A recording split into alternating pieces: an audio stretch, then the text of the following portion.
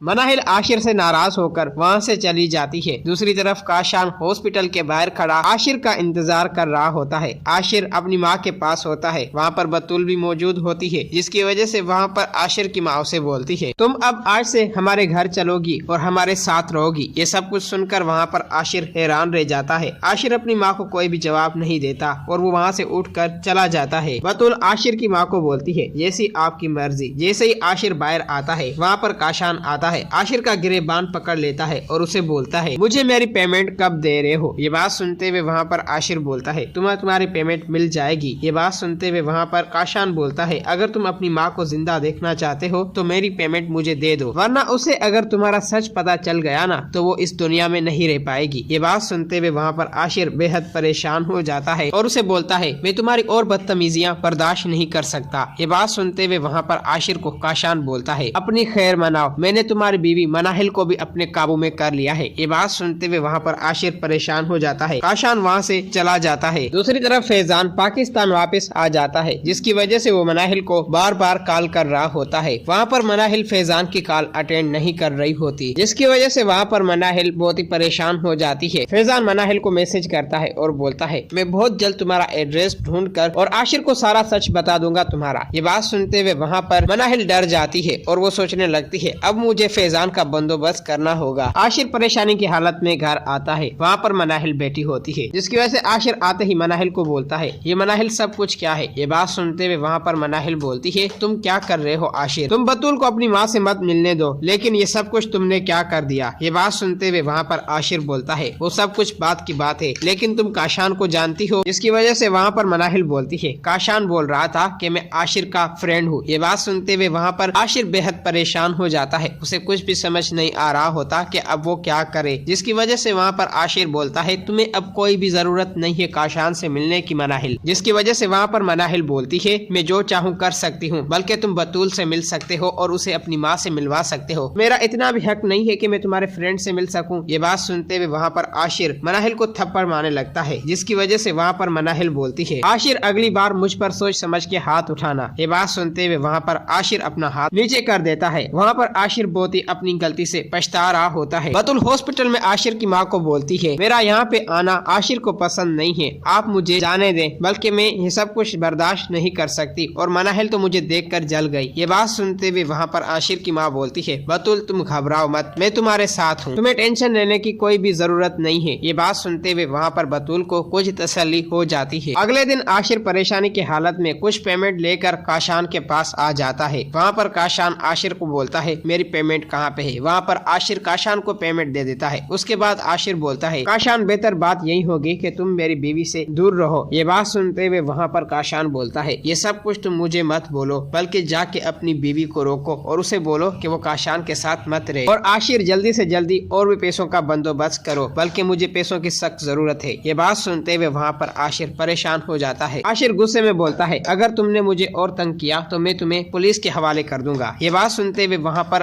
کاشان بولتا ہے اگر یہ بات ہے تو میں تمہاری ماں کو یہ ساری بات بتا دوں گا اور پولیس اسٹیشن جا کے تمہارے بارے میں بیان کر دوں گا۔ یہ سب کچھ کرنے کے لیے مجھے عاشر نے ہی کہا تھا۔ پھر دوستو وہاں پر عاشر پچھتا رہا ہوتا ہے۔ دوسری طرف کاشان جیسے ہی گھر آتا ہے وہاں پر ہدیہ نہیں ہوتی۔ کاشان اپنی ماں کے پاس آتا ہے اور بولتا ہے ہدیہ کہاں پہ ہے؟ یہ بات سنتے ہوئے وہاں پر کاشان کی ماں غصے میں ہوتی ہے اور بولتی ہے وہ اپنے گھر گئی ہے۔ اپنی ماں کی یہ بات سنتے ہوئے وہاں پر کاشان بولتا ہے اب ہدیہ کا بھی بندوبست کرنا ہوگا۔ وہاں پر کاشان کی ماں روتے ہوئے کاشان کو ہاتھ جوڑ لیتی ہے اور بولتی ہے ہمیں معاف کر دو، بلکہ ہماری جان چھوڑ دو۔ یہ بات سنتے ہوئے وہاں سے کاشان غصے سے چلا جاتا ہے۔ دوستو اگر آپ لوگوں کو یہ ویڈیو اچھی لگی ہے تو اس ویڈیو کو لائک کریں۔